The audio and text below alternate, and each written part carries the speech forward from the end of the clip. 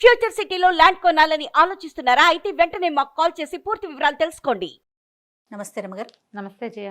ఒక మంచి స్టోరీ చెప్పుకుందామండి. పల్లెటూరు కథ ఒకటి. పూర్వం అంటే ఒక పల్లెటూరులో రెడ్డి గారు ఒక ఆయన ఉండేవారు. చానాళ్ళు పిల్లలు పుట్టలేదట. లేక లేక ఒక కుమారుడు కలిగాడు. వాడికి ఓబిరెడ్డి అని పేరు పెట్టారు. అయితే ఈ ఓబిరెడ్డికి పెద్ద చదువు రాల, పైగా లేక లేక పుట్టడంతో పిచ్చి గారాబంట, అమిత గారాబం. ఏదో సుమారుగా ఉండేది, ఆడుకుంటూ ఉండేవాడు ఇంట్లో. అంత తెలివిగలవాడు కాదు. అయితే ఇది కొన్నాళ్ళు పోయాక నాన్నకు తెలిసింది పిల్లాడికి చదువు సంధ్య లేకపోతే కష్టము, వీడు తెలివిగా లేడు అని అనుకుని ఆయన స్నేహితుడు ఒక బ్రాహ్మణ ఆయన ఉన్నారు, అప్పన్న శాస్త్రి అని. ఆ శాస్త్రి గారిని పిలిచి వీడికి ఎట్టో కొట్ట 4 చేతులు సంతకం పెట్టడము, 4 మాటలు మాట్లాడడము, 4 ఏమన్నా నేర్పించు అని అడిగాడు. అప్పన్న శాస్త్రి గారిని బాగా పోషించేవారు వీళ్ళు. ఆయన రోజు అది చెప్పి ఇది చెప్పి చెప్పడానికి చాలా ట్రై చేసి విరక్తి పెట్టి ఊరుకున్నాడు. ఆయన ఏం నేర్పించాడు? సుమతి శతకం పద్యాలన్నీ వల్లి వేయించి నోటికి చెప్పాడు. సంతకం పెట్టడం నేర్పించాడు. ఇప్పుడు నీకు ఇలన్నీ సాంగంగా చక్కగా నేర్చుకుంటే క్రమంగా ఎవడి సంతకం వాడు పెట్టేటప్పుడు వాడి తలకు సిగ్నేచర్ థింగ్ ఒకటి ఉంటుంది అందులో.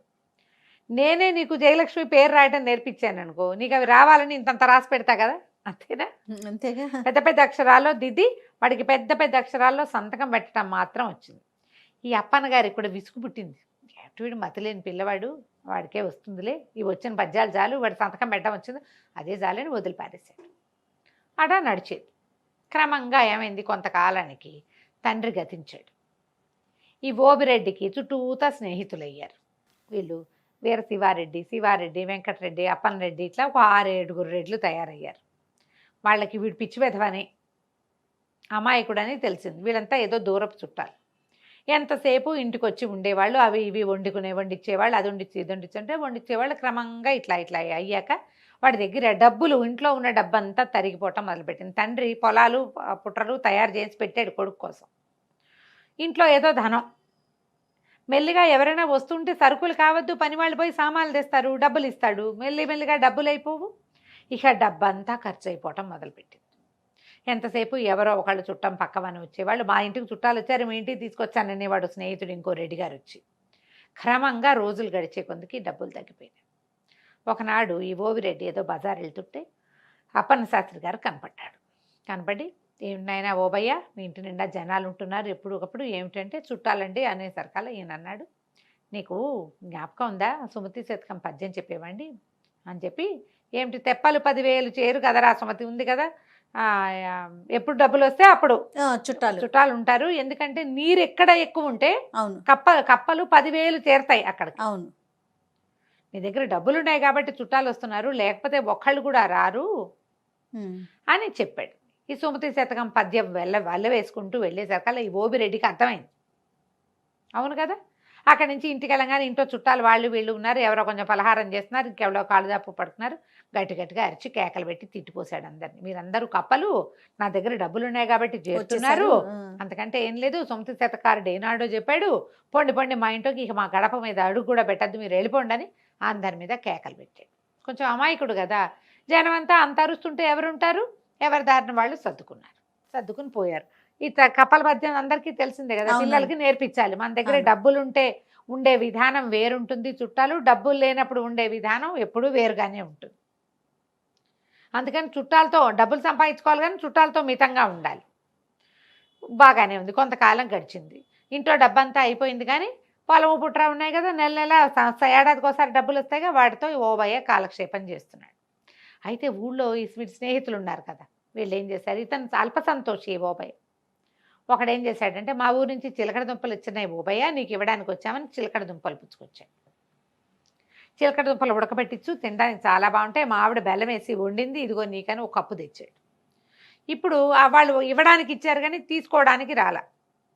బాగుందిగా, ఓబయ్య ఆ స్వీట్ తినేశాడు, చిలకడ దుంపలు చూసుకొని సంతోషించాడు. మళ్ళీ ఫ్రెండ్షిప్ వృద్ధి అయింది కొండారెడ్డితోటి. 3-4 రోజులు పోయేసరికి శివారెడ్డి వచ్చాడు.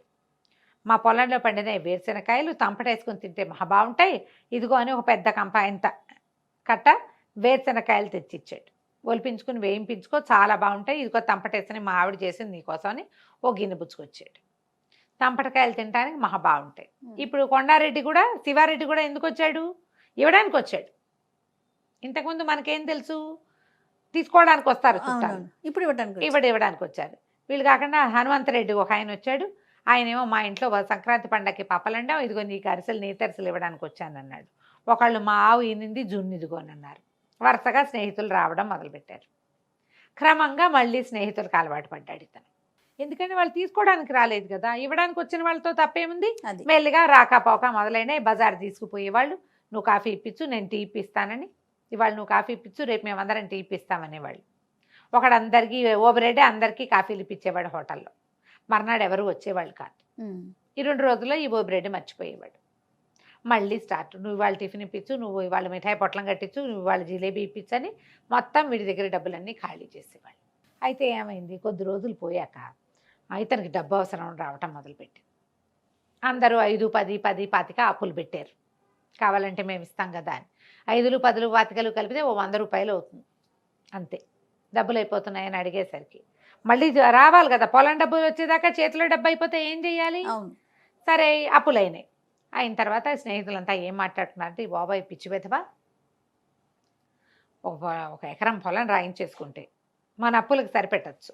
రెండో వాడు అన్నాడు, అట్టెట్టా సరిపెడతావు వెధవ, 100 రూపాయలు కూడా అవ్వు, పొలం 1500-1400 ఉంటుంది ఎకరము అంటే. ఏం పర్వాలేదు వాడికి, వాడు ఒప్పుకోడు అన్నాడు. ఏం పర్వాలేదు, వాడికి ఏమైనా తెలుసా చచ్చా, అంత తెలివిగలవాడు కాదు. ఎకరం లాగేశామంటే సమానంగా పంచుకుందాం, 5గురం అందరూ కలిసి ఇచ్చింది 100 రూపాయలు, సమానంగా తలా ఒక 300 పంచుకుంటారు. ఓకే. వాడు పిచ్చి వెధవగా ఉన్న నాళ్లే మనకిది రేపొద్దున పెళ్లి చేసుకుని పెళ్ళాం వచ్చిందనుకో, ఆ తెలివిగలదైతే ఈ అవకాశం ఉండదు. వీడు మన చేతిలో ఉన్నప్పుడే మనం పొలాలు లాగేసేయాలి. మన పొలాలకు పక్కన ఉన్న ఎవరో ఒకటి పొలం పక్కన ఉందనుకో, అది వాడు ఆ పొలం కలుపుకుంటాడు. వాడి వారిని 300 వాడు ఉంచుకుని 1200కి మిగిలిన వాళ్ళకి అమ్ముతాడు. 1200 ఇస్తాడు, మిగిలిన వాళ్ళు పంచుకోవచ్చు. ప్లాన్ బాగుంది కదా. సరే ఇప్పుడు మరి వాడు సంతకం పెడతాడంటే వాడి బొందా, వాడికి సంతకం పెట్టడం ఒకటే వచ్చు, చదవటం రాదు. చదవటం ఎట్టాడివి చదవటం వచ్చు వాడికి, పెద్ద పెద్ద అక్షరాలు ఉంటే చదవగలుగుతాడు. ఆ పెదబాల శిక్షలో ఉన్నట్టు చేతిగడ్డ గొలుసుకట్టు రాతతోటి రాసుకొచ్చేస్తానని ఒకడు కొండారెడ్డి దస్తావేజులు రెడీ చేసుకుని వచ్చాడు. అతని పొలం పక్కనే ఈ ఓబయ్య కూడా పొలం కూడా ఉంది. అతను కలుపుకుంటాడు ఆ పొలాన్ని. సరే చేతిగా గొలుసుకట్టు రాతతో దస్తావేజు రాసేసి చేత్తో పుచ్చుకొచ్చాడు. పుచ్చుకొచ్చాక వాళ్ళు వచ్చేసరికల్లా ఇతను ఒక పద్యం చదువుకుంటాడు. ఏమిటది, మాటకు ప్రాణం సత్యం. ఏదైనా ఒక మాట మాట్లాడాలంటే నిజం ఉండాలి అందులో. అది ఆ మాటలకు ప్రాణం ఏమిటి, నిజం. నిజం. అథెంటిసిటీ కావాలి దానికి. తర్వాత ఆ కోటకి ప్రాణం సుభటకోటి. ఒక కోట ఉందంటే పెద్ద ఫోర్ట్, దానికి ఏముండాలి, అద్భుతమైనటువంటి భటులు ఉండాలి. సైన్యం లేని కోట ఎందుకు. అవును. తర్వాత చేటికి ప్రాణము మానము, స్త్రీలకి మానం ఉండాలి, మర్యాద. వాళ్ళ దాంట్లో వాళ్ళు ఉండగలగటం, అది అవసరం ఆడవాళ్ళకి. తర్వాత చీటికి ప్రాణము చేవ్రాలు. కాగితానికి ఒక కాగితం, దేనికైనా ఒక కాగితం అనే దానికి ప్రాణం ఏంటి, దాని మీద వ్రాలు. చీటికి ప్రాణము వ్రాలు. వ్రాలు అంటే రాత, చేవ్రాలు అంటే చేతి రాత. సంతకాన్ని కూడా చేవ్రాలుగా చెప్తారు. అంతేగా. ఈ పద్యం చదువుకుంటున్నాడు. జనాలు లోపలికి వచ్చారు. 5గురు ఫ్రెండ్స్ వచ్చి, అబ్బబ్బబ్బా మన బాబాయ్ ఎంత గొప్పవాడరా, ఎంత బాగా పద్యం చదువుతున్నాడు చూడు, అసలు కంఠస్వరం ఎంత బాగుంది, ఆ పద్యం ఎంత బాగుంది, ఎన్ని పద్యాలు వచ్చో వీడికి, మనకి ఇందులో సగం కూడా రావు రోయ్ అన్నారు. అనేసి సంతోషించాడు. వచ్చారు కూర్చోండి అన్నాడు. అన్నాక అసలు ఓబయ్య చేతి వ్రాలు కూడా ఎంత బాగుంటుంది, సంతకం అంటే వీడిదే, ఎంత బాగా పెడతాడు, ముత్యాల కోవ అంటే. అవునా అన్నారు. అనగానే అవును నేను బాగా పెడతానని వీడు చెప్పాడు, వాళ్ళు కూడా ఓహో అన్నారు. అయితే ఈ కొండారెడ్డి గారు ఏం చేశాడంటే, సరే ఆ వ్రాలేంటో దీని మీద పెట్టు చూద్దాం, ఎంత బాగా రాస్తావో, ఆ ముత్యాల కోవ ఏంటో నేను కూడా చూస్తానని పైన గొలుసు కట్టు రాతతోటి రాసేసిన దస్తావేజు తెచ్చి చేతులు పెట్టాడు. వీళ్ళందరూ ఓహో అంటున్నారు. ఇతను అమాయకుడు కదా, గబగబా కలం తీసుకొచ్చి ఓబయ్య వ్రాలు అని రాశాడు. లేదా ఓబిరెడ్డి, ఇంటి పేరు ఏదో ఉంది, చక్రాల ఓబిరెడ్డి వ్రాలు అని పెట్టాడు. పెట్టేసరికల్లా అందరూ అబ్బబ్బా ఎంత బాగుంది, అసలు ముత్యాలేగా, ఎంత బాగుందో చూడండి. అందరూ 5గురు చేతులు మార్చుకున్నారు కాగితాలు. మార్చుకున్నాక ఒక ఆయన అన్నాడు, ఒరే ఓబయ్య అసలు నీ సంతకం ఎంత ముచ్చటగా ఉందంటే పటం కట్టించుకుని పెట్టుకోవాలరా అన్నాడు. అనగానే ఓబయ్య ఏం చేశాడు, చర్రన ఆ కాగితం లాక్కుని పర్రమని దాన్ని చింపి తన సంతకం పెట్టింది చేతిలో పెట్టాడు. దీన్ని పటం కట్టించుకో అని ఈ కాగితాన్ని ఇట్లా చుట్టి పడేశాడు. కాగితంలో ఏముందో అతనికి ఏం తెలుసు. అక్కడి నుంచి ఎవరెవరా దస్తావేజు చింపేస్తావా నీ దుంపదేగా అని ఆ స్నేహితులు 5గురు మీద పడి చెంపలు వాయి కొట్టారు. ఇతను. వీళ్ళు హాల్లో కూర్చున్నారు, గోల గోలగా వినపడుతుంది. ఆ అప్పన్న శాస్త్రి గారు ఎవరో రైతుతో మాట్లాడుతూ రోడ్డు మీద పోతున్నాడు. ఏమిటి ఓబిరెడ్డి ఇంట్లో ఇంత గోల అవుతోందని పరిగెత్తుకుంటూ లోపలికి వచ్చాడు. ఏమిట్రా ఏమిట్రా నాయన, స్నేహితులందరూ తను ఎందుకు కొడుతున్నారో అర్థం కాలే ఆ ఓబిరెడ్డికి. అవి జనాలు ఈయన పెద్ద మనిషి లోపలికి వచ్చేసరికి పంతులు గారు కదా, కబుక్కుని ఆగారు. ఆగేసరికి ఏమిటయ్యా ఓబిరెడ్డి, ఏం తాగాదా, ఎవరినైనా పెద్ద మనిషిని పిలవాలి, మీద పడి దెబ్బలేమిటిది, ఏం జరిగింది అన్నాడు. అడగంగానే ఇతను గబగబా ఏం చెప్పాడు.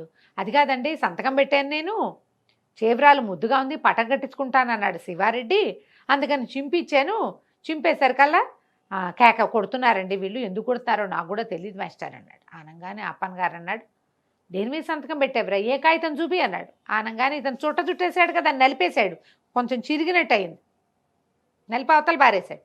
అక్కడ పడిందండి ఆ మూల అన్నాడు. వీళ్ళందరూ రియాక్ట్ అయ్యే లోపల ఈ అప్పన్న శాస్త్రి గారు కాస్త వెళ్ళిపోయి అతి కాగితం పుచ్చుకొచ్చేసాడు. అది నలిగింది చిరిగింది కానీ చింపి చీర్ణం అయిపోలా, మొత్తం కాగితం అంతా సాపుగా చేసి ఆ ఈయనతో మాట్లాడుతున్న రైతులు కూడా లోపలికి వచ్చి నుంచున్నారు. ఏదో జరుగుతోంది కదా, గొడవ అవుతుంటే అందరూ నుంచుంటారు కదా పెద్ద మనుషులు. ఆయన మొత్తం చదివి, ఇదేంటి బాబయ్య, నాకు తెలియకుండా పొలం అమ్ముతున్నావా నువ్వు, పొలం శివారెడ్డి పేరు మీద రాసుంది అని కేకలేశాడు. కేకలేసేసరికల్లా ఈయన, నేనేం అమ్మలేదండి, ఊరికే సంతకం పెట్టమన్నారు, ఏదో కాగితం మీద సంతకం ముద్దుగా ఉంటుంది పెట్టమన్నారు అనేసరికల్లా ఆయన గట్టిగా కేకలేశాడు. అక్కడి నుంచి పక్కన రైతులు వచ్చారుగా, వాళ్ళని పోయి గ్రామాధికారిని పిలుచుకురండి అని గ్రామాధికారిని తీసుకొచ్చారు. అక్కడ ఈయన అన్నాడు, నీకు పద్యం తెలుసు కదా, చీటికి ప్రాణం వ్రాలు అని, మరి ఈ చీటి మీద ఏదో కాగితం ఉంది రాసుంది, అది ఏమిటని చూడవా. వాడికి ఏంటంటే పెద్ద పెద్ద అక్షరాలు చదవటం అలవాటు, అంతే చదవగలడు. ఈ గొలుసు కట్టు రాతతో ఉన్నదాన్ని చదవలేకపోయాడు. స్నేహితులు పెట్టమన్నారు కాబట్టి సంతకం పెట్టాడు. గ్రామాధికారి వచ్చాడు, దస్తావేజు చూసి, ఇంత దుర్మార్గం చేస్తారా, అమాయకుడు స్నేహితులను నమ్మితేని వాళ్ళ 5గురికి ఏదో తప్పు కట్టించారు. తర్వాత ఊరంతా ప్రచారం చేశారు. ఈ ఓబయ్యని చెప్పారు, నీకు చదువు లేకపోవటం వల్ల ఈ సమస్య వచ్చింది, నీ స్నేహితులు 5గురికి చదువు ఉంది, వాళ్ళు ఒక కాగితం రాసి నీతో సంతకం పెట్టించేయగలిగారు, చూడు ఎంత పని జరిగేదో. ఇది గొడవ కనుక కాగితం కనుక చింపకపోయి ఉంటే అయ్యేది కాదు, లేదా వాళ్ళు ఇంకో కాగితం తీసుకొచ్చి సంతకం పెట్టించేవాళ్ళు అని గట్టిగా కేకలేశారు. ఆ తర్వాత ఈ ఓబయ్య శ్రద్ధగా ఆ అప్పన్న శాస్త్రి గారి దగ్గర చదువుకోవటం నేర్చుకున్నాడు. చదువు ఎంత అవసరం చూడు, చాలా చాలా ఊళ్ళలో వేలిముద్రలు వేయించేసుకుంటారు. ఇంకా ఇప్పటికీ కూడా వేలిముద్రల కథలు నడుస్తూనే ఉన్నాయి. చదువుకోవాలి. సర్వశిక్ష అభియాన్ కింద ప్రతి వాళ్ళకి ఏదైనా రాసున్నది చదవటం, తమ మనసులో ఉన్నది ఏదైనా రాయటం అనేది అత్యంత అవసరమైన విషయం. ఫోన్లు వాడడం ప్రతి వాళ్ళు నేర్చుకుంటున్నారు, రాయటం చదవటం కూడా అలాగే రావాలి కదా. వస్తోంది, ఇది వరకటి కంటే చాలా బెటర్ అయ్యాం. ఇంకా కూడా చదువు చాలా అవసరం. ఏదైనా రాసి ఉన్న దాన్ని చదవకుండా ఎప్పుడూ సంతకాలు పెట్టకూడదు. ఇప్పటికీ కూడా పిచ్చి విధవలాగా జనాలు ఎవరో రాయించిన కాగితాల మీద సంతకాలు పెట్టేటాలు, ఈ ష్యూరిటీ ఉండటాలు, విషయం తెలుసుకోకుండా సాక్షి సంతకాలు పెట్టేటాలు, ఇలాంటివి ఇప్పటికీ జరుగుతూనే ఉన్నాయి. మేము చూడలేదు, పొరపాటున పెట్టామంటారు. అలా చూడడానికి కుదరదమ్మా. పాత కాలంలోనే ఎప్పుడో సుమతి శతకారుడు ఏనాడు చెప్పండి, చీటికి ప్రాణము వ్రాలు అని రాయబడి ఉన్నదే దాని యొక్క లైఫ్. దాన్ని గమనించి పనిచేయాలి. కథ కంచికి మనం ఇంటికి. నమస్తే. నమస్తే.